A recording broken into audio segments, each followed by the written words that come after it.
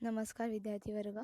आज तुमचं आपल्या चॅनलमध्ये स्वागत आहे. आपण लास्ट व्हिडिओमध्ये ओसीचं थर्ड चॅप्टर बघत होतो. त्याच्यामध्ये आपण सिग्निफिकंट ऑफ मॅनेजमेंट प्रिन्सिपल्सपर्यंत कवर केलेलं.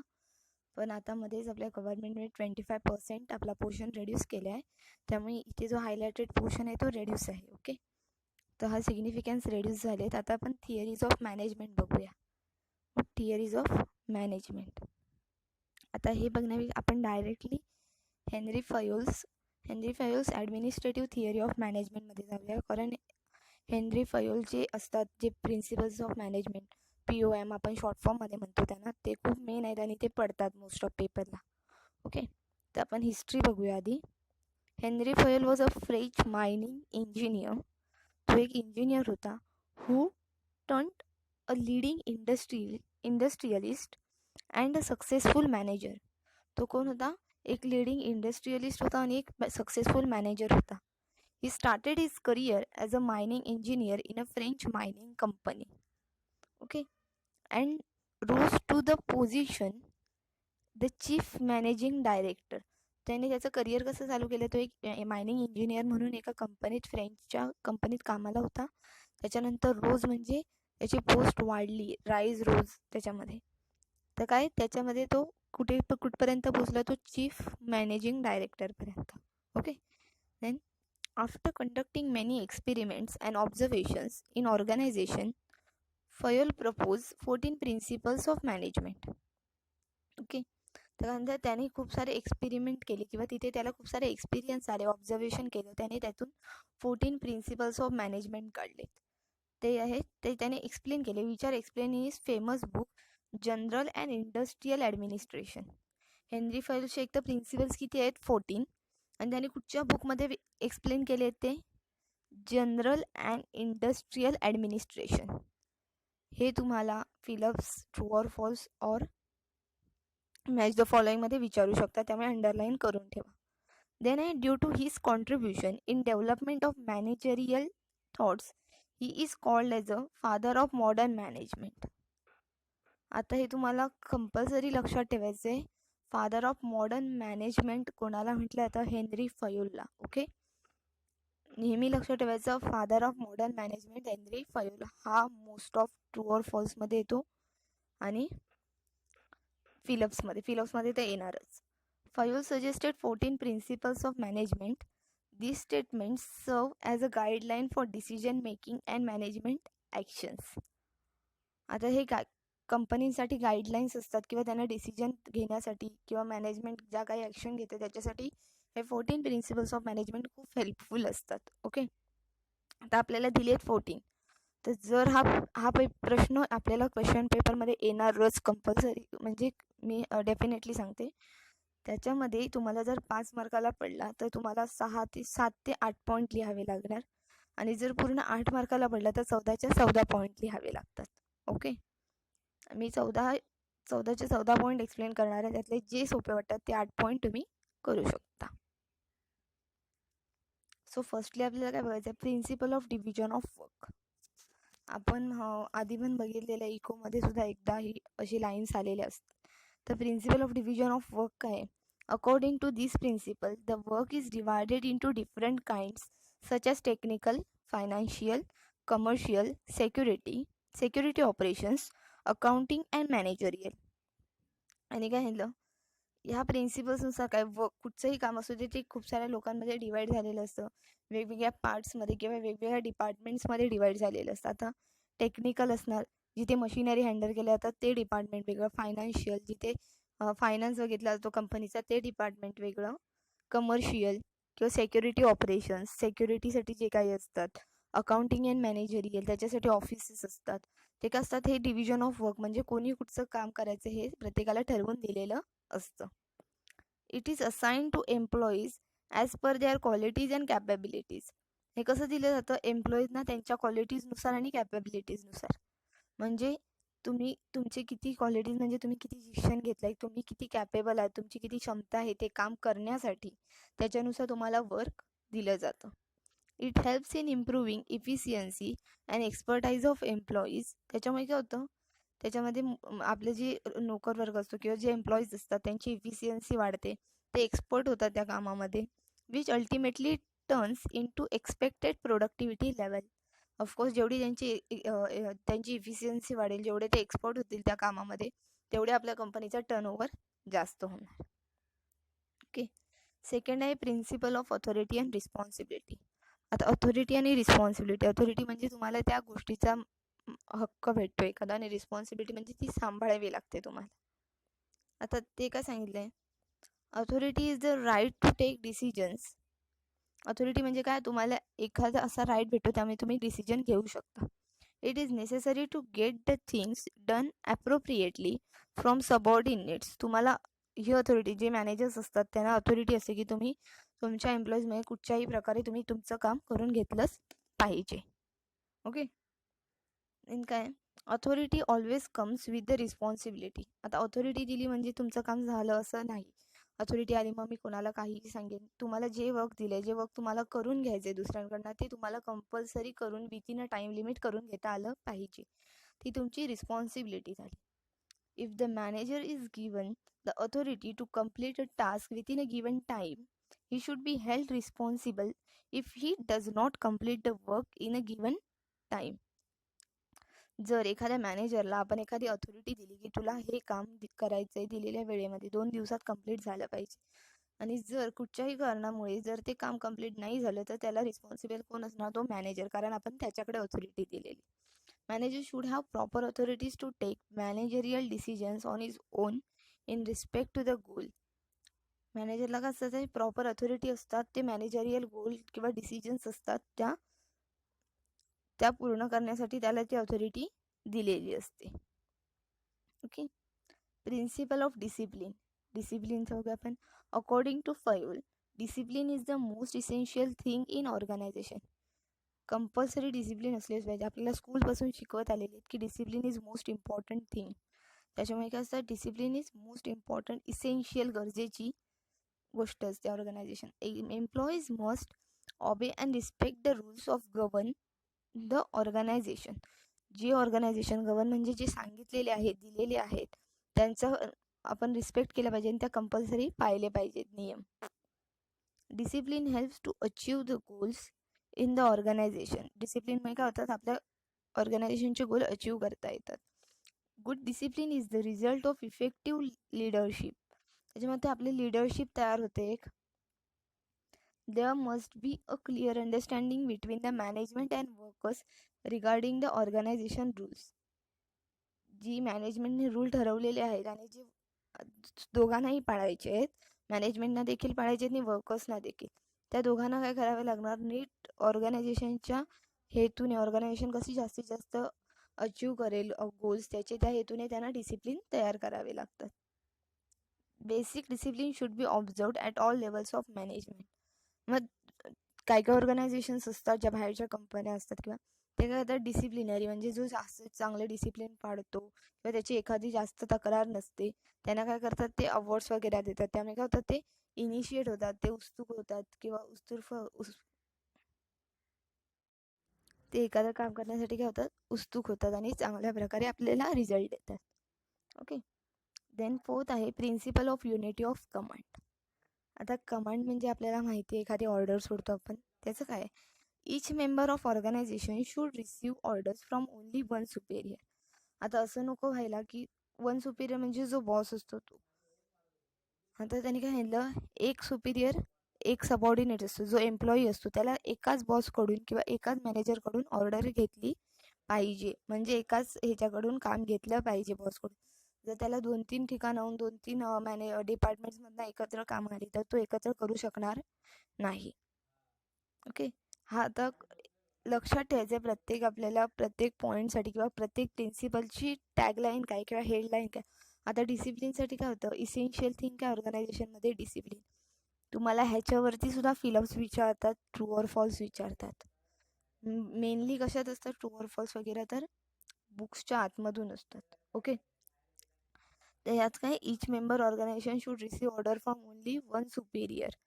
तर ट्रू ऑर फॉल्स मध्ये कसं विचारतात तुम्हाला, each member should organization should receive only order from one superior is in the rule of discipline तर ते काय ना रॉंग, कारण कशात आहे ते युनिटी ऑफ कमांडमध्ये. Okay, just like this they can ask you the question.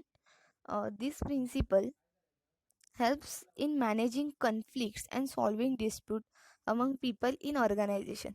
त्याच्यामुळे काय होतं, जर एकाच बॉसकडून एकाला ऑर्डर भेटली तर तो तेवढ्या टायमिंगमध्ये त्याचं काम पूर्ण करून देऊ शकतो. त्याला कुठचेही प्रॉब्लेम्स असतील काही तो त्याला जाऊन विचारू शकतो. ॲट अ टाइम त्याला दोघा ठिकाणी जर काम दिलं तर तो एकाचंही पूर्णपणे कंप्लीट करू शकणार नाही. मग दोघं त्याच्यामध्ये भांडणं होतील किंवा मग सॉल्व प्रॉब्लेम करायच्या वेळेला कोण कुठे नसेल असेल तसं काही होऊ शकतं. त्याच्यामुळे काय सांगितलंय, one superior, one subordinate. It also helps in avoiding confusion. Confuse सुद्धा होणार नाही. If an employee receives commands from more than one authority, एकापेक्षा जास्त बॉसकडून किंवा एकापेक्षा जास्त मॅनेजमेंटकडून त्याला जर काम आलं, he will get confused and will not able to take decisions about whose orders should be followed. म्हणजे कन्फ्यूज होतील की कोणता डिसिजन घ्यायचा आणि कोणाच्या ऑर्डर्स मी फॉलो केल्या पाहिजेत. दिस इज रॉंग अप्रोच. त्यामुळे काय हे रॉंग आहे. For this organisational hierarchy should be well defined. Each employee should know his immediate superior and should receive orders from him only. म्हणजे प्रत्येक डिपार्टमेंटचा एक ठराविक असा बॉस असला पाहिजे किंवा ठराविक असा मॅनेजर असला पाहिजे, त्याच्याकडनंच त्यांना ऑर्डर रिसीव्ह झाली पाहिजे आणि जो काही रिपोर्ट असेल तो त्यांनी त्याच्याकडे सबमिट केला पाहिजे. त्यामुळे काय होईल, कुठचंही रॉंग अप्रोच होणार नाही. ओके, द फिफ्थ आहे principle of unity of direction. काय सांगितले, this principle state that there should be one head and one plan in every organization. Okay, आता हे वेगळं आहे. कमांड म्हणजे काय, एकाकडनंच कमांड आली पाहिजे, एकानेच रिसिव्ह केली पाहिजे. युनिटी ऑफ डायरेक्शन, डायरेक्ट करतो आपण त्याला. There should be one head on and one plan.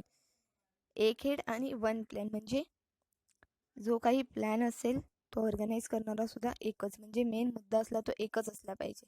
एकत्र 4-5 प्लॅन आपण चालू करायला घ्यायचे नाहीत.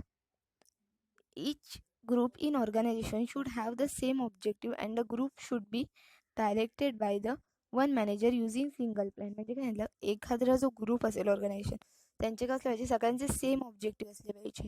आता सपोज कंपनीला जर ऑर्गनायझेशनला आपल्या गुडविल अर्न करायचं असेल तो गुडविलवरती भर दिला पाहिजे, त्याच्यावरती तो ऑब्जेक्टिव्ह असला पाहिजे. ग्रुप शुड बी डायरेक्टेड, आणि तो ग्रुप असेल तो एकाच मॅनेजरकडून तो सिंगल प्लॅन वापरून आपण त्यानेच डायरेक्ट केलं पाहिजे सगळ्यांना.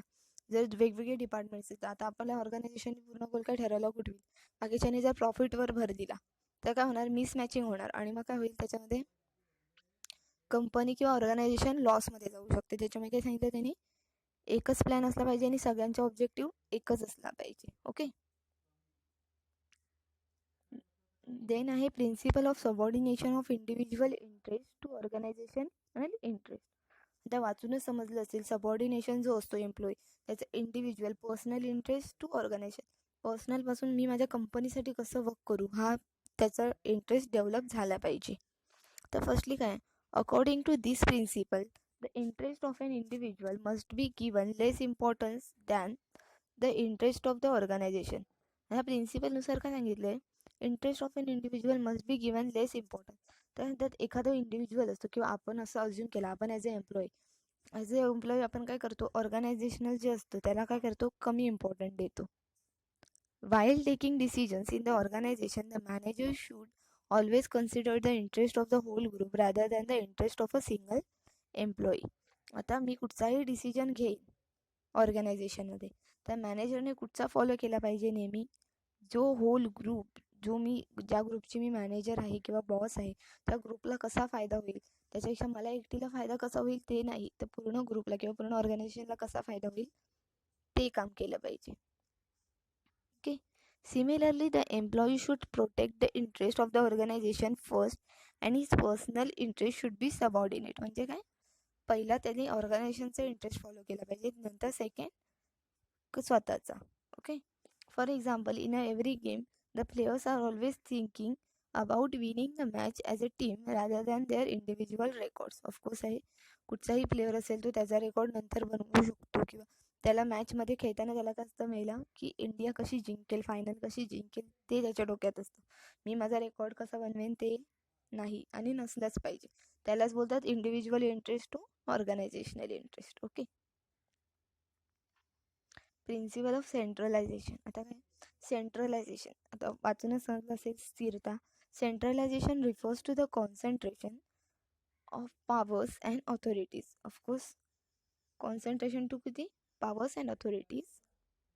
In some organization, this power is vested on one hand for few hands or few hands. Okay.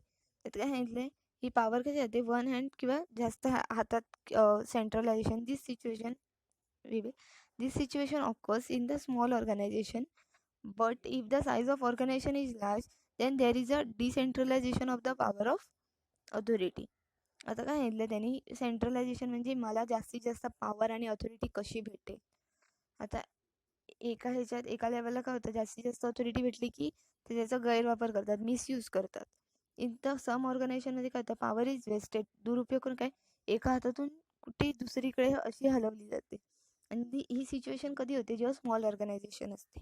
पण जर लार्ज ऑर्गनायझेशन असेल तर तिथे नाही होत. डिसेंट्रलायझेशन म्हणजे काय होतं, भटकतो माणूस की माझं ऐकलंच पाहिजे लोकांनी, म्हणजे लोकांचा विचार न करता माझ्याकडे ऑथॉरिटी आहे, मी ऑथर आहे इकडचा, मी मोठा आहे असं समजून ते काय करतात, स्वतःचा बडेजावपणा करतात. त्याच्यामुळे काय होतं, तिथे पण कंपनीचा लॉस होऊ शकतो. According to this principle there must be a proper balance between centralization and decentralization in the organization. म्हणजे की माझ्याकडे ऑथॉरिटी म्हणून मी कोणावरही जबरदस्ती करू शकत नाही की तुला यावंच लागेल, तुला ह्या टायमाला नाही, मी सांगेन त्या टायमालाच खावं लागेल, असं काही आपण करू शकत नाही. सगळ्यांशी मिळून मिसळून राहून आपण नीट ऑर्गनायझेशन सांभाळली पाहिजे. This is to be done according to the size of the organization, nature of the activity etcetera. हे कशा थ्रू केलं जातं, साईज ऑफ द ऑर्गनायझेशन असेल किंवा नेचर, कशी ती ॲक्टिव्हिटी आपण परफॉर्म करतो त्यावर देखील असतं. ओके. देन आहे principle of remuneration. Appropriate remuneration to staff of or employees. Remuneration म्हणजे आपण ज्या वेगवेगळ्या फॅसिलिटी पुरवतो त्याला रेम्युनरेशन म्हणतात. Staff or employees is the principle to keep them satisfied financially as well as retain for a long span of time within the organization. आता principal of remuneration कशासाठी वापरतात, की आपले जे एम्प्लॉईज आहेत, आपल्या कंपनीतले जे एम्प्लॉईज आहेत ते काय केले पाहिजेत, सॅटिस्फाय असले पाहिजेत फायनान्शियली, म्हणजे पैशा थ्रू देखील आपले त्यांना जेवढा पेमेंट भेटतोय त्यामध्ये पण ते सॅटिस्फाय असले पाहिजेत, आणि आपल्या कंपनीमध्ये लॉंग स्पॅन म्हणजे खूप काळापर्यंत ते आपल्या कंपनीमध्ये राहिले पाहिजेत. ओके. हा मेन मोटिव्ह आहे त्यांचा. The fair remuneration affects on the productivity and efficiency level in total.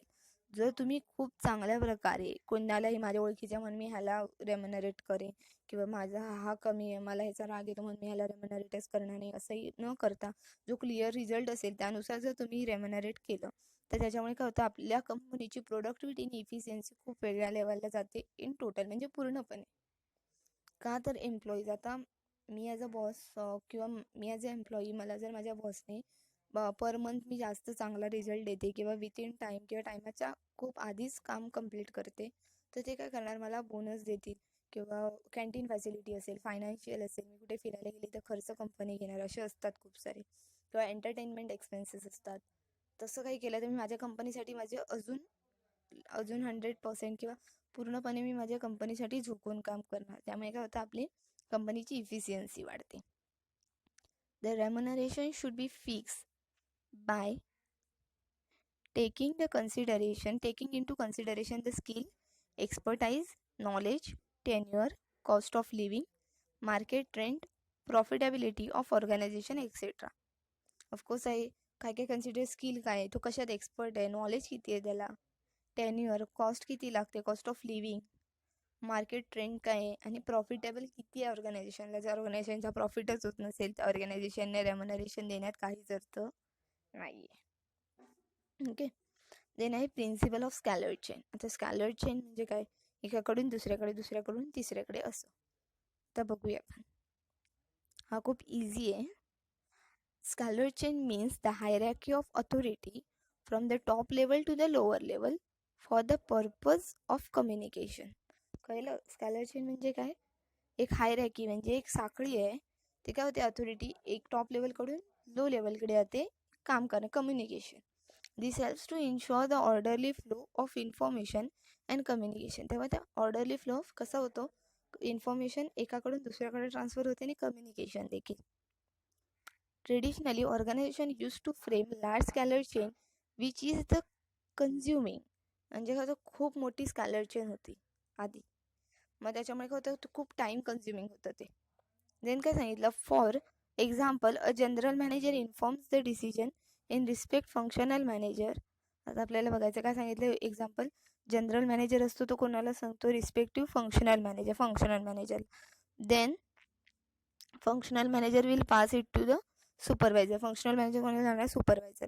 Then supervisor will inform to it to foreman and so on ordering level of authority. म्हणजे काय होतं, आधी जनरल मॅनेजर फंक्शनल मॅनेजरला सांगणार, functional manager सुपरवायझरला, supervisor foreman म्हणजे जे ज्याच्या अंडर जे वर्क करतात त्यांना. ओके. गँग प्लँक असतं म्हणतात त्याला, स्कॅलर चेन किंवा गँग प्लँक म्हणतात. ओके, गँग प्लँक. मग काय सांगितलं, for avoiding a longer chain to take speedy decision. Speedy म्हणजे फास्ट डिसिजन. क्रॉस कम्युनिकेशन और direct communication is followed by various organisation which is known as a गँग प्लँक. ओके, जे direct fast होतं त्याला काय म्हणतात, गँग प्लँक, आणि जे ट्रेडिशनली चालू आहे त्याला होतं स्कॅलर चेन. ओके. देन काय, for direct communication proper permission of the authorities is necessary. Direct कम्युनिकेशनसाठी काय असतात, परमिशन लागणार आपल्याला. Okay.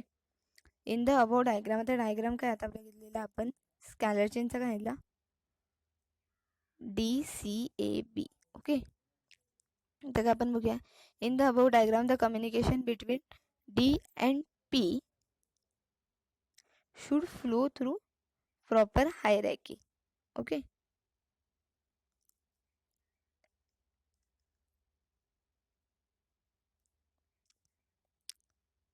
I think there is not PAA.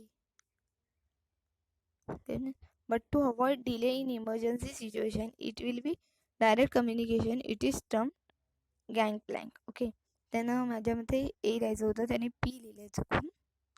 म्हणजे ह्याच्यात काय सांगितलं त्यांनी, स्कॅलर चेनमध्ये काय होतं की डीकडनं सीकडे, सीकडनं बीकडे, बीकडनं एकडे.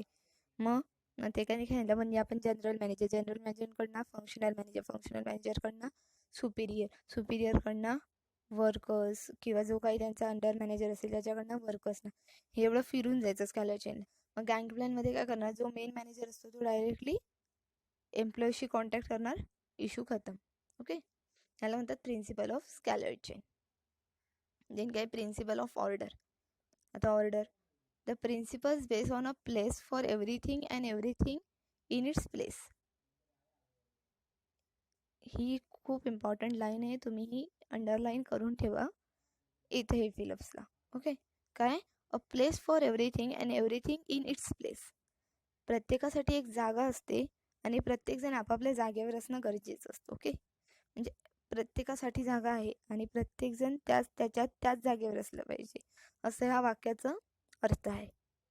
Human resources and material should be in the right place at the right time for maximum efficiency. Of course आहे, ह्युमन रिसोर्सेस म्हणजे जे एम्प्लॉईज असतात किंवा मटेरियल असतं ते राईट प्लेसला राईट टाईमला त्याच ठिकाणी असलं पाहिजे, त्याच्यामुळे काय होईल, आपली इफिशियन्सी वाढू शकते. आता नेक्स्ट काय आहे, Frederick Winslow Taylor's scientific management theory. आता टेलर्स सायंटिफिक मॅनेजमेंट आहे. आपण वरती काय बघितलं, Fayol father of modern management होता. कोण होता, फादर ऑफ मॉडर्न मॅनेजमेंट. आणि टेलर काय आहे, father of scientific management. Both are different. ह्याच्यात खूप कन्फ्युजन होतं. तुम्हाला जरी विचारलं तर सायंटिफिक मॅनेजमेंटचे प्रिन्सिपल्स वेगळे आहेत आणि मॉडर्न मॅनेजमेंटचे 14 प्रिन्सिपल्स वेगळे आहेत. ओके, तर टेलर काय होता, सायंटिफिक मॅनेजमेंट होता. हे फिलअप्सला येणारच, अंडरलाईन करून ठेवायचं त्याच्यामुळे.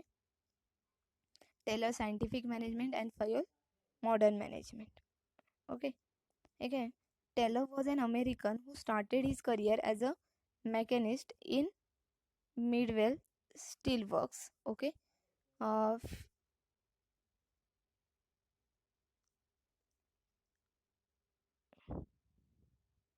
Philadelphia, and gradually through his hard work and progress rose to the position of the chief engineer. Okay, हे त्याचंच हिस्ट्री दिली आपल्याला. He introduced his observation and experiments based on the scientific data. त्यांनी scientifically बघितलं. Taylor's approach towards management is termed scientific management. म्हणून काय केलं जातं, त्याला सायंटिफिक मॅनेजमेंट म्हटलं जातं. For this contribution in development of management thoughts he is known as a father of scientific management. Taylor कोण होता, फादर ऑफ सायंटिफिक मॅनेजमेंट, आणि Fayol father of modern management. Okay, आता आपण directly principle of scientific management बघूया. एक definition बघूया. Definition of scientific management by Frederick Taylor. Scientific management consist of knowing what you and what mean to do exactly. म्हणजे काय, knowing what, तुम्हाला काय माहिती आहे आणि तुम्हाला नेमकं काय करायचं आहे, and seeing it that they do it in the best and the cheapest manner. म्हणजे तुम्हाला सायंटिफिक मॅनेजमेंट म्हणजे काय असतं, तुम्हाला जे माहिती आहे आणि तुम्हाला नेमकं काय करायचं आहे आणि ते बघून तुम्हाला ते बेटर आणि चिपिंग वे म्हणजे कमी खर्चात जास्तीत जास्त प्रोडक्शन कसं करता येईल हे करणं म्हणजे सायंटिफिक मॅनेजमेंट. ओके, आता प्रिन्सिपल्स बघायचे आहेत. आपले 6च प्रिन्सिपल्स आहेत. प्रिन्सिपल काय, science no rule of thumb. Okay, in order to increase organizational efficiency, the rule of thumb method should be substituted with the methods developed through scientific. आता rule of thumb method काय, analysis developed through and scientific analysis of work. Rule of thumb decisions are based on the personal judgments of the manager. Taylor insisted upon the scientific method for every small work. त्याने प्रत्येक small वर्कवरती काही ना काही method काढलेली आहे. तर काय, the principle is concerned while selecting the best way of performing a job after the standard output. This principle is concerned with the selecting the best way of performing a job after scientific analysis of that job and not by trial and error methods. आता सांगितलं त्याने, हा एक best way असतो की तुम्ही job नंतर एक ॲनालिसिस करायचं की analysis of job that not by trial और एरर मेथड्स. म्हणजे त्याच्यामध्ये कुठचेही ट्रायल किंवा एरर मेथड आपल्याला करावे लागणार नाहीत. Standard required time and standard output. Standard required time and standard output should be defined by the manager. Time आणि त्यांचे आउटपुट आपण मॅनेजरने डिफाईन केले पाहिजेत. This will help in saving time and human energy will result in not to expected standard output. त्याच्यामुळे काय होतं, आपल्याला एक म्हणजे टाईमही देखील सेव्ह होतो आणि आपला रिझल्ट देखील चांगला येतो. According to Taylor, even a small production activity like loading iron sheets into box cars can be scientifically plan. त्याच्यासाठी छोट्यातल्या छोट्या ॲक्टिव्हिटी काय होत्या, सायंटिफिकली होत्या. म्हणजे एखादी जर आयर्न शीट्स असतील, त्या गाडीमध्ये कशा टाकायचे किंवा बॉक्समध्ये कशा पॅक करायचे, याच्यासाठी देखील त्याने रूल काढलेले होते. हे सायंटिफिक मॅनेजमेंटचे रूल शक्यतो पडत नाहीत, पण करायचे आहेत कारण कधीही पडू शकतात. Harmony not discord. Okay, according to this principle there should be harmony between the employees and management. This condition will help in minimising conflicts between them. म्हणजे त्यांच्यामध्ये चांगले रिलेशन असले पाहिजेत, एम्प्लॉईमध्ये आणि मॅनेजमेंटमध्ये. त्यांच्यामध्ये भांडण नसली पाहिजे. त्याच्यामुळे काय होतात, कॉन्फ्लिक्ट जे काही वादविवाद होतात ते कमी होतात. Perfect understanding between employees and management will be helpful in creating healthy work environment for achieving the desired goal, that is success. आता सक्सेस जर आपल्याला हवं असेल तर त्यांनी काय केलं पाहिजे, एक हेल्दी एन्व्हायरमेंट तयार केलं पाहिजे. चांगले रिलेशन असले पाहिजे एम्प्लॉईजमध्ये आणि मॅनेजमेंटमध्ये. त्यांनी फ्रेंडली राहिलं पाहिजे. त्याच्यामुळे काय होतं, आपल्या कंपनीला जास्तीत जास्त सक्सेस अचीव करता येतं. Organisation should think about maximum prosperity of employees also. एम्प्लॉईजसाठी प्रॉस्पेरिटीसुद्धा त्यांनी विचार केला पाहिजे त्याचा. देन आहे मेंटल रिव्हॉल्युशन. मेंटल रिव्हॉल्युशन म्हणजे काय, Taylor's introduce the concept of mental revolution. This principle focuses on the change in the attitude of employees and management towards each other. मग त्याच्यामुळे काय होतं, मॅनेजर आणि एम्प्लॉईज असतात त्यांच्या दोघांचाही जी थिंकिंग असते एकमेकांबद्दल ती चेंज होते. Both should realize their equal importance in the organization. They should give full cooperation for achieving goal of organization. This will increase productivity and profit म्हणजे दोघांनाही समजलं पाहिजे की आपण दोघं एकमेकांसाठी खूप इम्पॉर्टंट आहोत. जर एम्प्लॉई नसतील तर बॉसचा काही उपयोग नाही, आणि बॉस नसतील तर एम्प्लॉईज देखील त्यांचं काम प्रॉपर करू शकत नाहीत. त्यामुळे दोघं काही इक्वली इम्पॉर्टंट आहेत. Okay, then cooperation not individualism. Cooperation म्हणजे काय? This principle emphasis on mutual cooperation between workforce that is employees and management. ह्याच्या प्रत्येक प्रिन्सिपलमध्ये एकच सांगितलंय की मॅनेजमेंट आणि एम्प्लॉईजमध्ये कोऑपरेशन असलं पाहिजे. Okay, due to cooperation trust, team spirit etcetera. Okay, cooperation असलं पाहिजे, त्याच्यामुळे ट्रस्ट राहतो एकमेकांवर, टीम स्पिरिट वाढतं. Internal concept competition will turn into the healthy working environment. Management should always consider the suggestion given by employees in decision making process. म्हणजे जरी एम्प्लॉईजने मॅनेजमेंटला एखादं option सांगितलं किंवा एखादी आयडिया दिली तरी ते मॅनेजमेंटने वापरून बघितली पाहिजे. Employee should be treated as an integral part of the organisation in all respect. एवढंच घेतलं तरी चालणार आहे. एवढंच बघूया आपण. त्याच्यात काय सांगितलं? इंटेग्रल म्हणजे अविभाज्य, तो वेगळा करता येणार नाही असा पार्ट असतो एम्प्लॉईज म्हणजे. Division of responsibility. Division of responsibility काय? Proper division of work should be always be accompanied with the division of responsibility. आपण ते अचीव करू शकतो जर आपण नीट डिव्हिजन ऑफ रिस्पॉन्सिबिलिटी केलं तर. Between the managers and employees. Major planning is done by the top and middle level management authorities, whereas employees are concentrating and its execution. म्हणजे जे मोठे बिग प्लॅनिंग असते, ठीक आहे, ते टॉप आणि मिडल लेवलमध्ये असते. Okay, and the reporting is done as per the instructions given by their superiors. Top level, middle level majors plans आखतात, त्याच्यानुसार वर्क करायला ते एम्प्लॉईजकडे देतात, आणि जे काही वर्क्स होईल त्याच्यात काही डाऊट असतील किंवा काही आयडियाज असतील ते कोणाला द्यावे लागतात? त्यांना त्यांच्या सुपिरियर्सना. It has for best performance of managers as well as employees. त्यामुळे दोन्ही चांगल्या प्रकारे परफॉर्म करू शकतात. ओके, देन आहे 6 development of employer and employees for greater efficiency and maximum prosperity. Best performance of any organisation always depends on the skills and capabilities of its employees to a great extent. आता काय चांगला performance दिला तर काय असतं, त्याच्या कशावर depend असतो? तो स्किलवर असतो, त्यांची क्षमता किती आहे त्याच्यावर असतो. Thus providing training and development programs to the employees whenever required is very essential. काय झालं, हे ट्रेनिंग द्यायची जी इम्पॉर्टन्स असते, एखाद्याला ट्रेनिंग देणं किंवा त्याच्यामध्ये डेव्हलपमेंट करणं, डेव्हलपमेंट प्रोग्राम्स हायर करणं, हे कसं खूप इम्पॉर्टंट असतात. It ultimately affects the profitability of the organization. Each employee should be given proper opportunity to attain greater efficiency or maximum prosperity. म्हणजे काय, प्रत्येकाला जर नवीन एम्प्लॉई आले तर त्याला प्रॉपर ट्रेनिंग दिली पाहिजे, त्याला प्रॉपर सांगितलं पाहिजे की त्याचं काम काय आहे, तो कशा प्रकारे करू शकतो. हे सगळं एकत्र करून जर त्याला आपण नीट काम करायला लावलं तर असे सर्व एम्प्लॉईज मिळून काय करू शकतात? आपल्याला ग्रेटर प्रॉफिट करू शकतात ऑर्गनायझेशनसाठी. हे फक्त 6 प्रिन्सिपल्स आहेत कोणाचे? टेलरचे, फ्रेडरिक टेलर. त्यामुळे Frederick Taylor scientific management father of scientific management, and Fayol father of modern management. Okay, तर इथे फर्स्ट चॅप्टर आपला कम्प्लीट झालेला आहे, प्रिन्सिपल्स ऑफ मॅनेजमेंट. तुम्हाला जर असे व्हिडिओ आवडत असतील तर आपल्या चॅनलला लाईक, शेअर अँड सबस्क्राईब जरूर करा.